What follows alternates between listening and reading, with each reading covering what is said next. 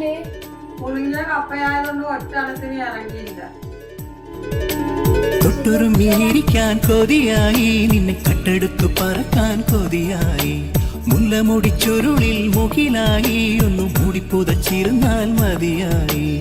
എന്നാളും എന്നാളും എന്നേതല്ലേ നീ, എന്താണീ കണ്ണിൽ പരിഭവം, മറ്റാരും കാണാ കൗതുകം.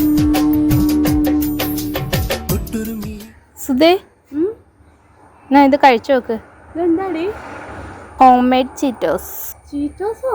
ആ, നല്ല ക്രിസ്പി ആയിട്ടുണ്ടല്ലോ. ഇതെന്താ വെച്ചുണ്ടാക്കിയ?